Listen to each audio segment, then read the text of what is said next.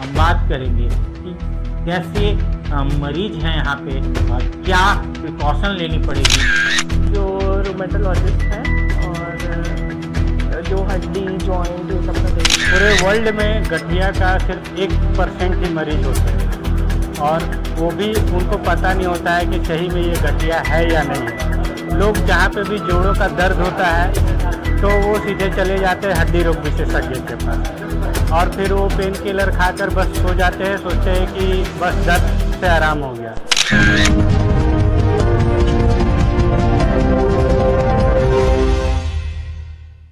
हम बात करेंगे कि कैसे मरीज हैं यहाँ पे और क्या प्रिकॉशन लेनी पड़ेगी, क्योंकि आज के समय में जो खान पान है इन सब चीज़ों से बीमारियाँ उत्पन्न हो रही है।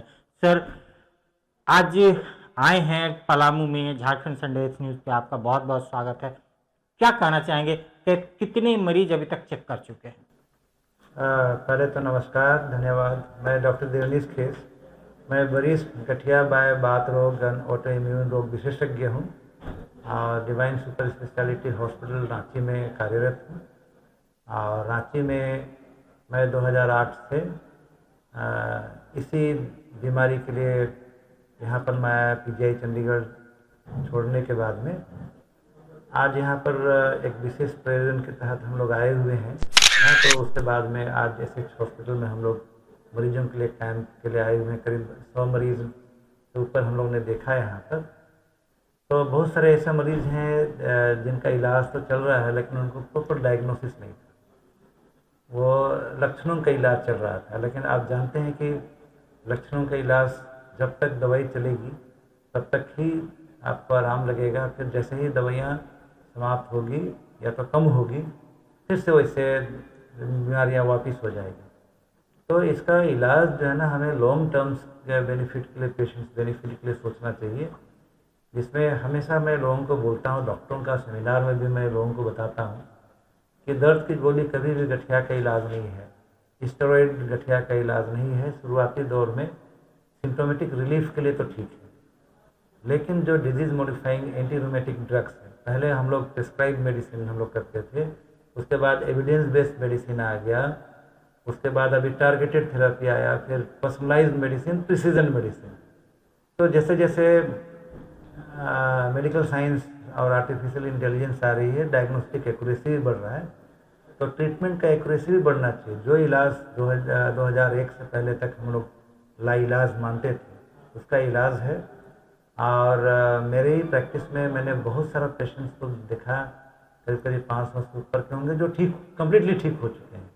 और अनपब्लिश डाटा के हिसाब से देखेंगे तो मेरे पास बहुत से ऐसा पेशेंट लोग आते हैं जो 15 साल पहले दिखाए थे, पुराना ऐसे कागज़ लेके, डॉक्टर साहब देखिए मैंने आपका 1.5 साल दवाई खाया, मैं पूरी तरह से ठीक हूँ, 15 साल से कोई दवाई नहीं ले रहा और मेरा ही मरीज को भी लेके आए हैं, आप इसको भी वैसे इलाज कर दीजिए। तो कहीं ना कहीं ये जो बीमारी असाध्य रोग के रूप में जो जाना जाता है, क्योंकि डॉक्टरों का समझ नहीं था इसका, धीरे धीरे समझ आने लगी है। और मैक्सिमम समझ जो है ना 2001 के बाद में समझ में आने लगा और मैक्सिमम दवाई 2007 तक में आया इस बीमारी का। उससे पहले जो डॉक्टर बने हैं इनके बारे में जानकारी कम रखते हैं, क्योंकि हम लोग इसी फील्ड में हैं तो हम लोग को जानकारी है। तो ये गठियाबाद की बीमारी लाइलाज बीमारी नहीं है। लोग इसको सिंपली लक्षणों के इलाज करके ठीक करने की कोशिश करते हैं, अक्सर दर्द की गोली से ठीक करने की कोशिश करते हैं, या तो अल्टरनेटिव थेरेपी अपनाते हैं कि एलोपैथिक में इलाज नहीं है, आयुर्वेदिक साइड में चले जाते हैं, होम्योपैथिक साइड में चले जाते हैं, जड़ी बूटी साइड में चले जाते हैं। जैसे आपने दिखाया और देख रहे हैं, पुरुषों से ज़्यादा औरतों में ये बीमारियां हैं और वो घर के तरीके और अन्य तरीक़ों से, और जैसा कि आयरन, विटामिन, ये सब चीज़ों की महिलाओं में कमी है, तो क्या पुरुषों से ज़्यादा महिलाओं में ये दिक्कत है या दोनों में सेम है? देखिए, ये बहुत बड़ा सवाल है। अक्सर मेडिकल साइंस में या सेमिनारों में डिस्कशन का विषय आ गया कि मैक्सिमम आप देखेंगे कि इतना जो मरीज भीड़ देखी उसमें पुरुष कितने थे, गिने चुने थे। तो गठिया में जैसे रोमेटॉइड वाला गठिया का आप ले लीजिए तो करीब 7 महिलाओं को होगा, एक ही खानदान और ब्लड रिलेटेड खून के रिश्ते में, तो 3 को पुरुषों का होगा, बाकी 7 को महिलाओं को होगा। तो महिलाओं में ये बीमारी गठिया बात बीमारी होने का सबसे बड़ा कारण है उनका खुद का महिला होना, और दूसरा है कि फ्लक्चुएटिंग हार्मोनल लेवल उन लोग का होता है।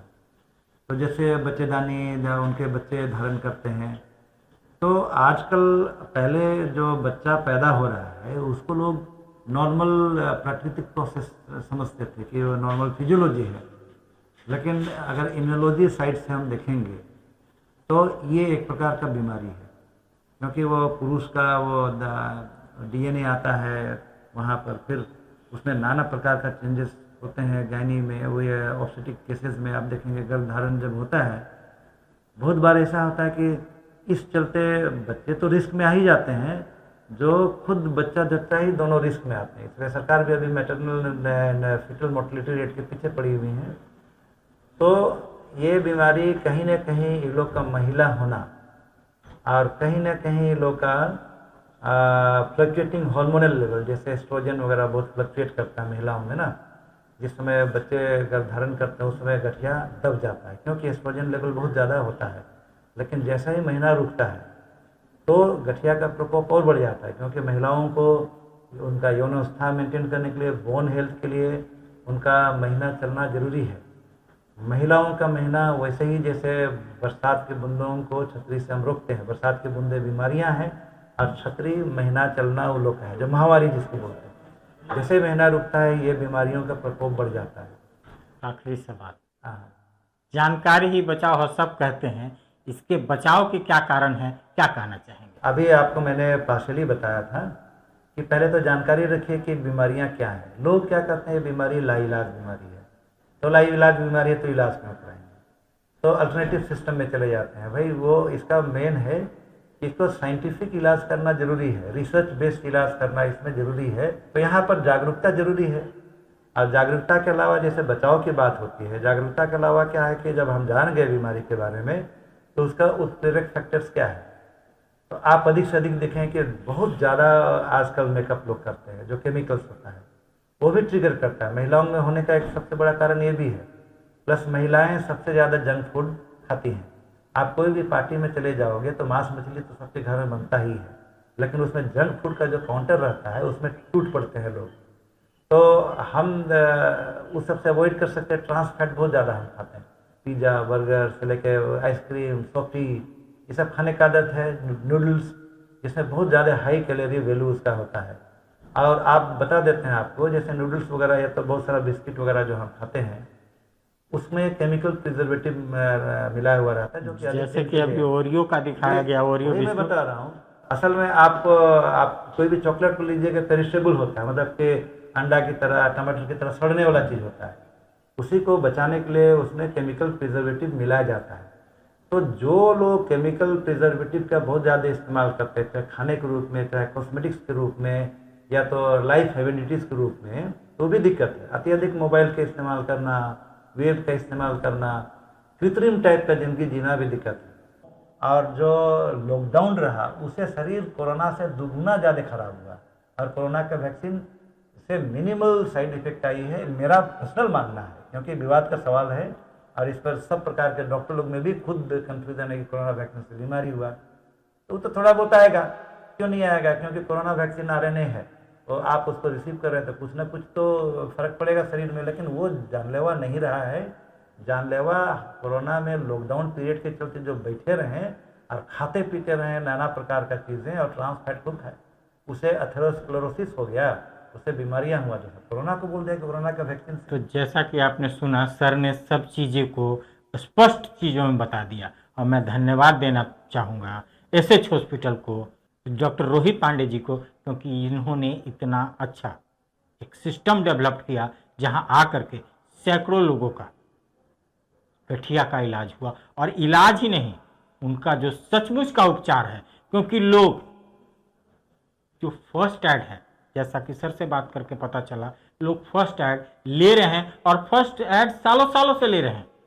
लेकिन सर की बातों को देख करके, सर की चीज़ों को जान करके लोग जो सिस्टम है और सिस्टम से चलेंगे, क्योंकि सर ने पता नहीं हजारों मरीजों को सिस्टम से चलने के बाद गठिया रोग को खत्म किया है, जो कहा जाता है असाध्य बीमारी है, लेकिन असाध्य नहीं है, ये ठीक होता है। और सबका कहना है आप अपने लाइफ स्टाइल में सुधार करें, जो हाइजेनिक फूड है उसे अपने डाइनिंग टेबल से हटाएं, जंक फूड है उसे डाइनिंग टेबल से हटाएं, हेल्दी फूड है उसको अपने घर को लाएं। तभी बीमारी को आप बाय बाय कर पाएंगे और अपने जीवन से 10 से 15 मिनट व्यायाम को घुसाएं, आप अपने जीवन को आगे बढ़ा सकेंगे। नहीं तो बीमारी तो आपके घर में है ही, जैसा कि सबने बताया, रिसर्च ने भी बताया और हम भी वही बताएंगे। तो thank you Rohit Pandey sir, क्योंकि ये सा आपने हेल्थ चेकअप कैंप स्टार्ट करने के लिए लोगों को, सैकड़ों लोगों को इलाज देने के